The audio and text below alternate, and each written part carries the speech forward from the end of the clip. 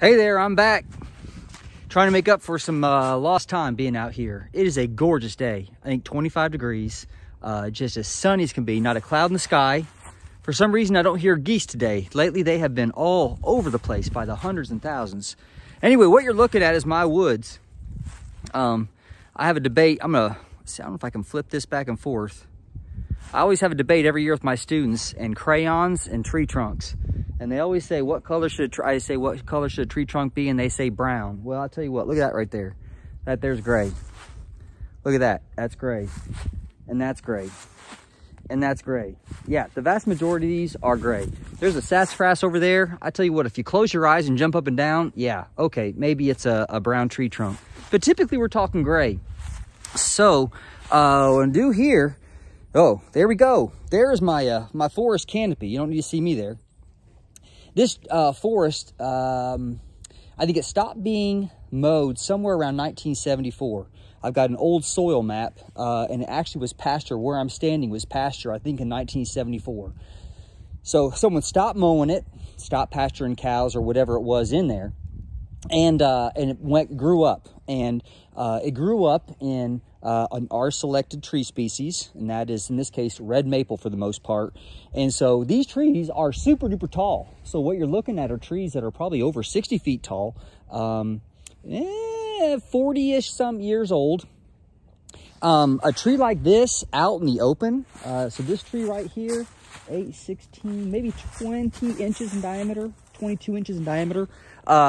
If that were out in the open, oh my gosh, that thing would be another 10 or 15 inches in diameter. In other words, if it had no competing trees around it for light.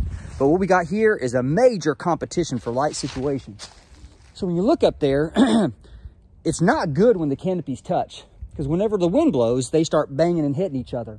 So all those buds, and you actually can start seeing the buds, maybe not in the footage here, but the buds are starting to form. And that's expensive. It's costly for the tree to produce that. But remember, that's the future, passing on of the genes.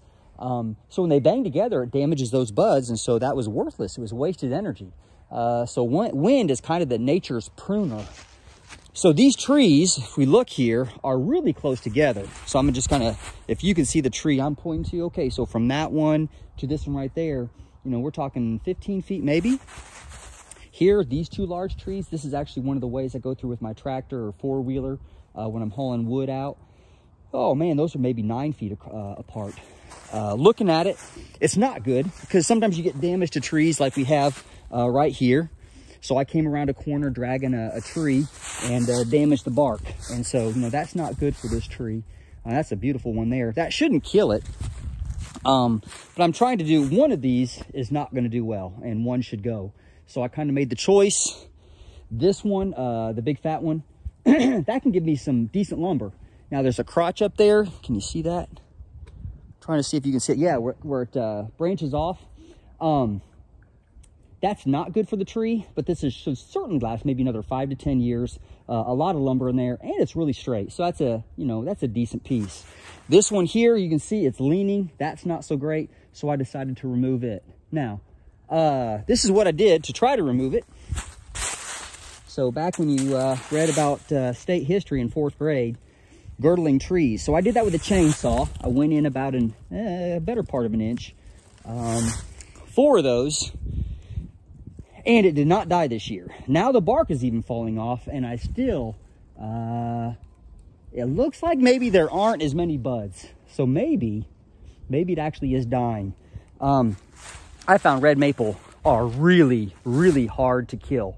I might show you if I can see one that I girdled 25 years ago, and they didn't die. And you just have this big old scar, this big bulge, right where I put those girdles with the chainsaw. I don't see any right now, unfortunately.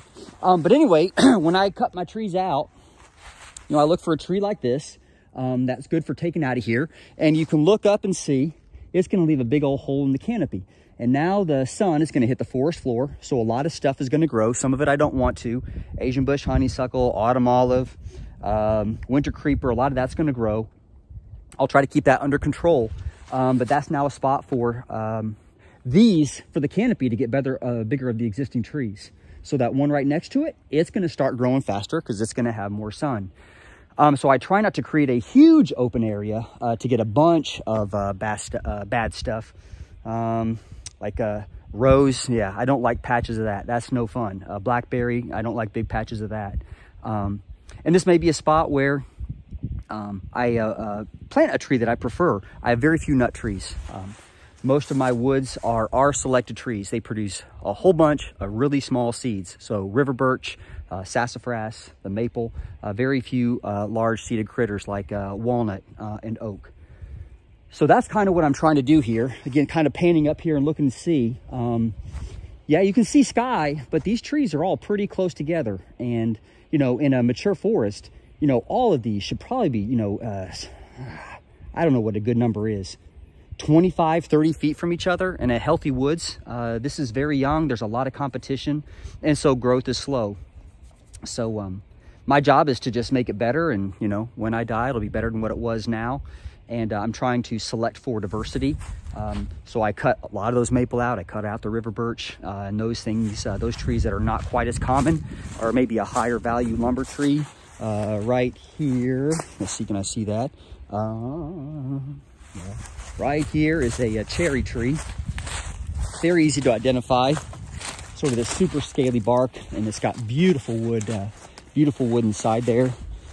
Over here is a sassafras. So I said, I'm not sure if you'll be able to see it. There's a sassafras. That one actually has a little bit of a lichen on this side. That's about as brown a bark as you're going to get in my woods. So some of those trees that I don't have as many of, I try to save those, let those get big. Alrighty, so there's, I told you I'd send you one on the canopy. If you look right now, you can see the wind blowing. So imagine on a windy day, those trees are gonna be banging against each other. And so they prune each other, and that just slows the growth of those. So when I remove one, it reduces the competition to some extent. Oh, and that one's leaning on another one right there. Alrighty. Well, again, if I bored you to death, you hit that board button, smash that board button, and we'll see you on the next one.